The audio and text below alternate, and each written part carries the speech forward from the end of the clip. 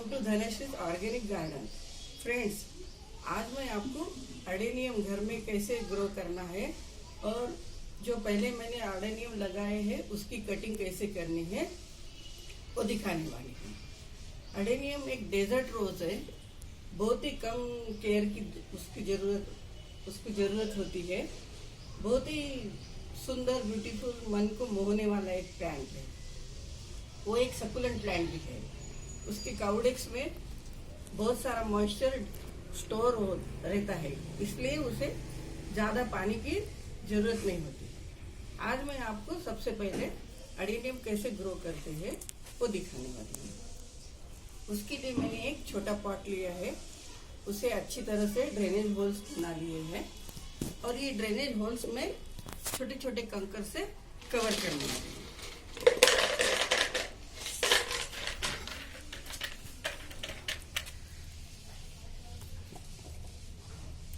Adenium को हमें बहुत ही पोरस पॉटिंग मिक्स बनानी है, उसमें पानी कभी भी रुकना नहीं चाहिए। इसलिए हमें बहुत ही उसकी पॉटिंग मिक्स बनाते समय उसका ख्याल रखना चाहिए। उसकी पॉटिंग मिक्स के लिए मैंने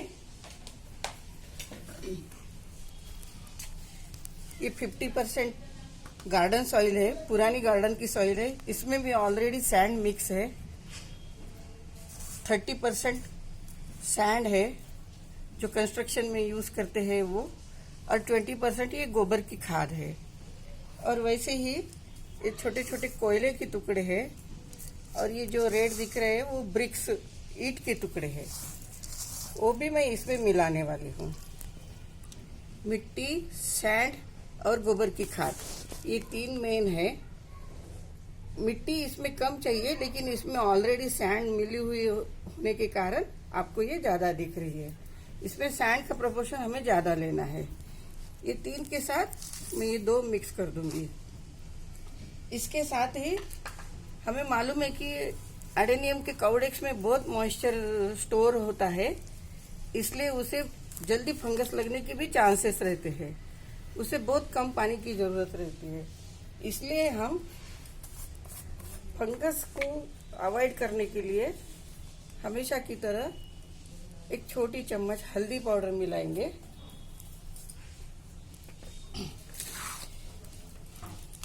ये एक नीम केक पाउडर है जो मैंने ऑनलाइन मंगाया है। इससे प्लांट्स की पॉटिंग मिक्स में कीड़ा नहीं होता है और फंगस को भी कंट्रोल करता है और पॉटिंग मिक्स को अच्छे से डेवलप करता है। ये नीम केक पाउडर है। ये नींबूनी का तेल निकालने के बाद जो बचा हुआ रहता है उसका वो पाउडर है। उसी तरह ये फंगिसाइड है, ये भी मैंने ऑनलाइन मंगाया है। इसे अडेनियम में डालना बहुत जरूरी है। ये भी मैं साफ फंगिसाइड है। ये भी मैं बिल्कुल थोड़ा सा पॉटिंग मिक्स में मिला दूंगी।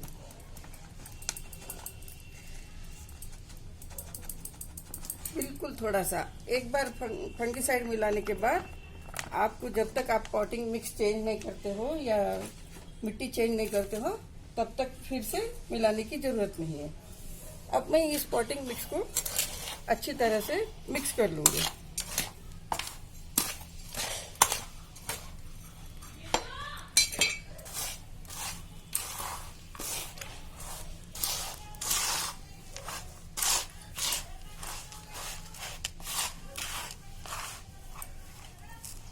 कोयले के टुकड़े डालने से इसमें एरेशन बहुत अच्छा होता है। कोयले के और ईंट के टुकड़े डालने से एरेशन बहुत अच्छा होता है और पॉटिंग मिक्स एकदम से पोरस बनती है। और कोयले के टुकड़े से इसमें कार्बन की मात्रा भी अधिक बनती है। इस तरह हमारा पॉटिंग मिक्स रेडी हो गया है। अब मैं इसको पॉट में भर दूंगी।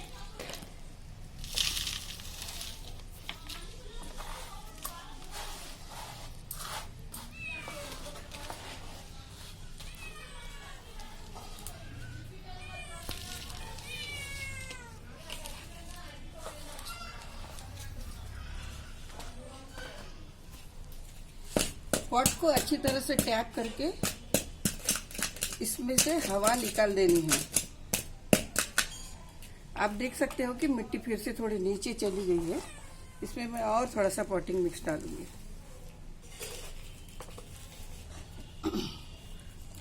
अब ये हमारा अडेनियम का एक छोटा प्लांट है जो मैंने नर्सरी से लाया है। इसको मैं इसमें रिपॉट कर दूंगी।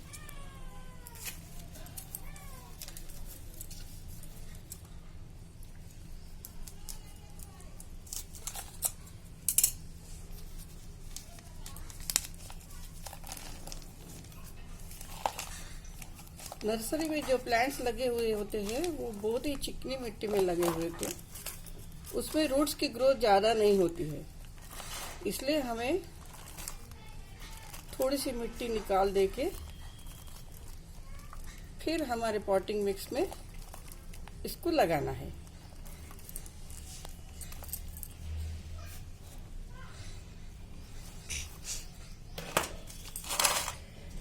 इसको मैं इस तरह से पहले सेट करके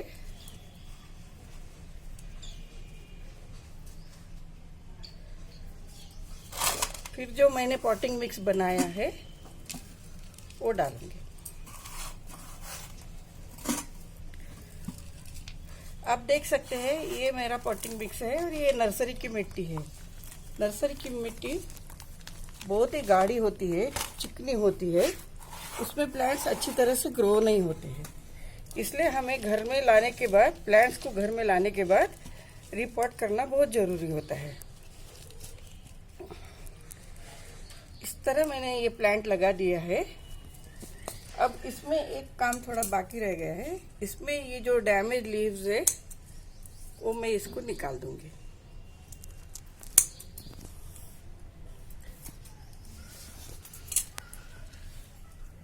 इस तरह ये मेरा पॉट रेडी हो गया है। अडेनियम प्लांट लग के रेडी हो गया है। इसी तरह मैंने ये भी एक अडेनियम का पॉट 4-5 घंटे पहले ही बना के रखा है। इसमें हम इस तरह से स्टोन भी अरेंज कर सकते हैं।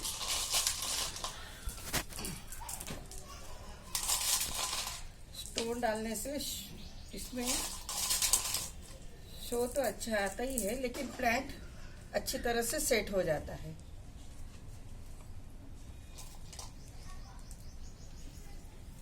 इस तरह से स्टोन हमें एडजस्ट करने हैं।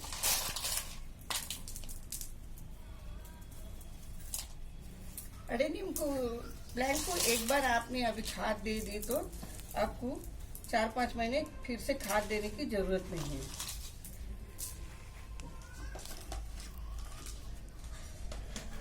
और इस पॉट को मैं थोड़ी देर के बाद पानी दे दूंगी।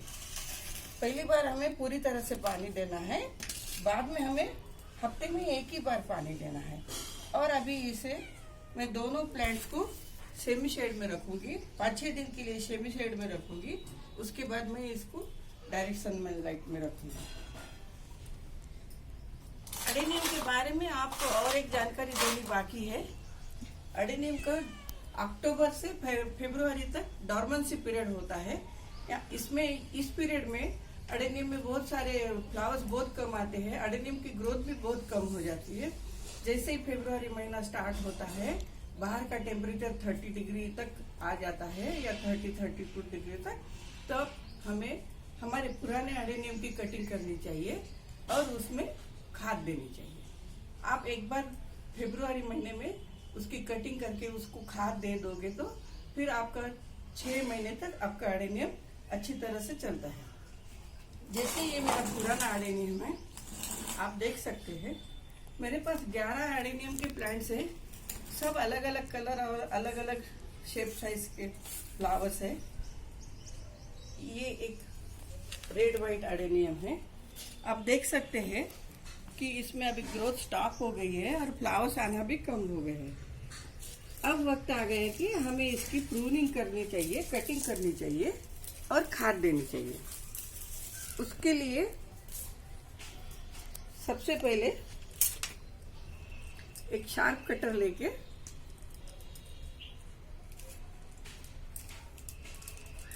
कटर को सबसे पहले सैनिटाइज कर लेना चाहिए।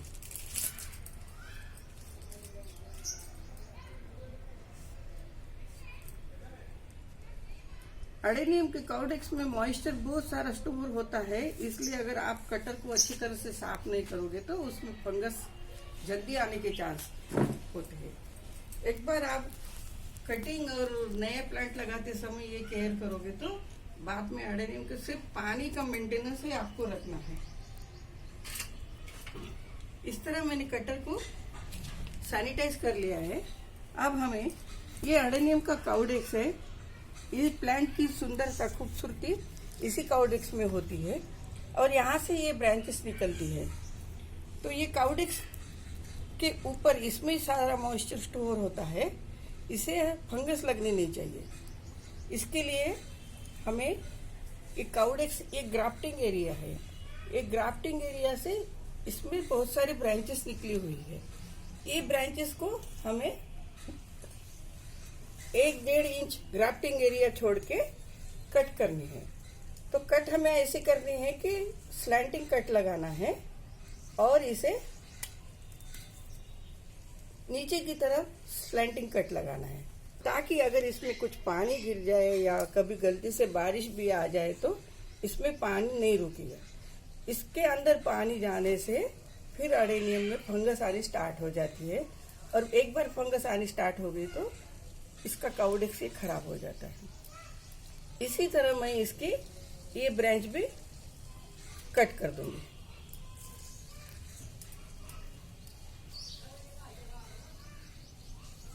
यहाँ से 4 ब्रांचेस निकली है तो हम ये पोर्शन छोड़ के यहाँ से ये नोड एरिया से इसको ऊपर कट करेंगे।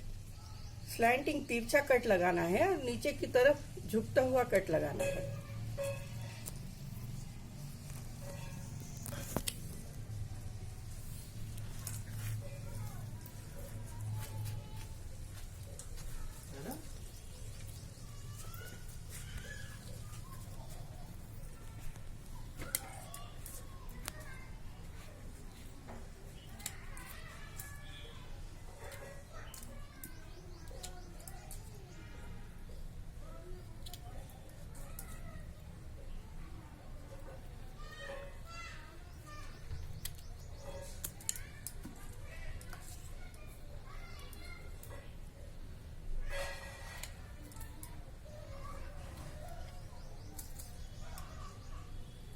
इस तरह हमने अडेनियम के प्लांट की कटिंग कर ली है।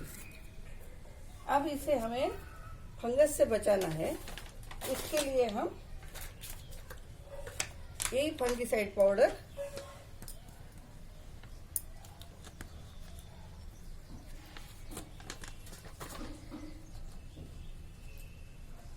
एक प्लेट में लेके, प्लेट या बाउल में लेके एक कटिंग एजेस पे लगा देंगे तो यहाँ से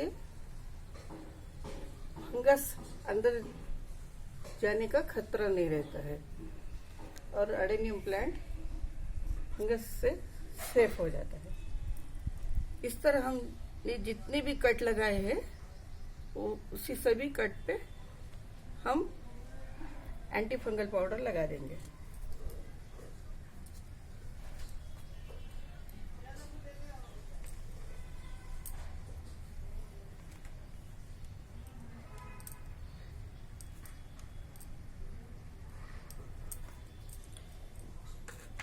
अब मैं ये प्लांट को धूप में पहले जहाँ रखा था वहीं रखूंगी और 3-4 दिन इसमें पानी नहीं दे दूंगी। 3-4 दिन के बाद इसकी थोड़ी सी मिट्टी निकाल के उसमें खाद मिला के फिर इसको पानी दूंगी। इस तरह ये सारे अडेनियम की,